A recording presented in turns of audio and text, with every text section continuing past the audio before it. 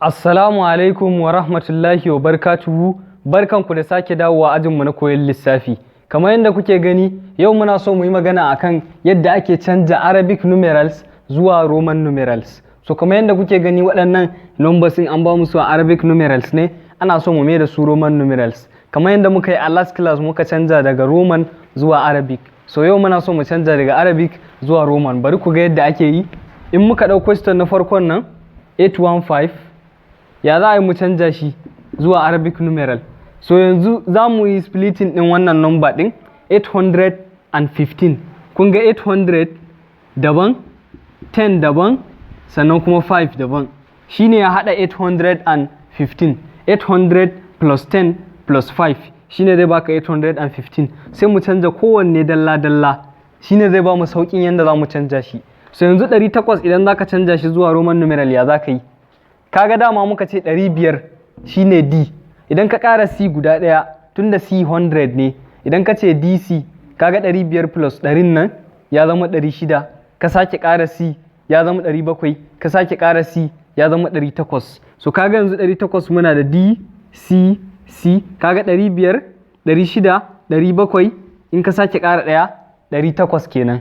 So mun gama canja wannan. 10 fa, 10 kuma yana da value sa guda ɗaya dama, which is x. So yanzu sai mu sa x ɗin mu plus 5 shi ma yana da value sa guda ɗaya, which is v. So yanzu a takaice in ka haɗe wannan su ne za su baka final answer ka. D C C C sai mu saka D C C C sai mu saka XV. XV.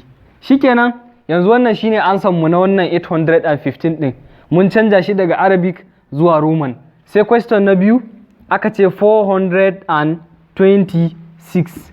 Ya za ka yi? Shi ma za mu yi splitting kamar yadda muka yi wannan 400 plus 20 plus 6. So yanzu nan 400 plus 20 plus 6. Sai mu canja mene 400?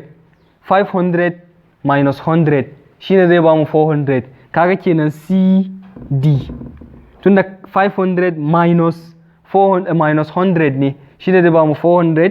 Tunda idan aka sa C din a baya yana nufin minus, in aka sa a gaba kuma yana nufin plus. So yanzu nan plus menene 20?